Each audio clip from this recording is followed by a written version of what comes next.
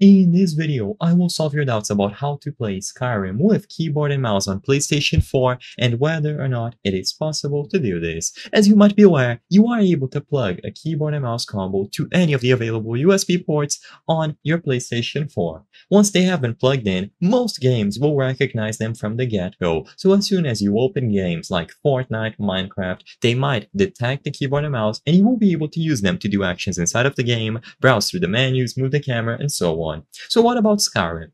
After you acquire Skyrim digitally or with a disc, you will be able to open it up, and with a keyboard and mouse connected, you will notice that you aren't able to do anything, neither on the menus nor when you get inside of a save. So as it stands today, do you have to do some sort of workaround to get the keyboard and mouse combo to work, either by going over to the settings or plugging them in a different way?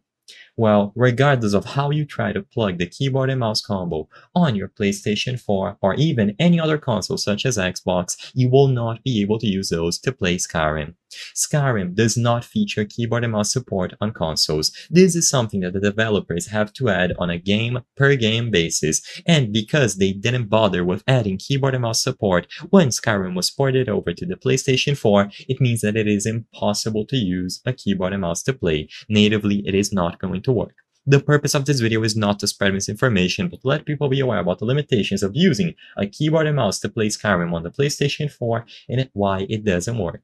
The only alternative that you have would be to get an adapter. Some adapters can be expensive, but they might allow you to replace every single input of your controller or keyboard and mouse, and you would be able to play using them. But because this is a lengthy process and because it has an additional cost associated with this, I will not be able to recommend any specific adapters in this video. If this video cleared up any questions that you had, please be sure to leave a like and subscribe for more very easy tips. Thank you for watching.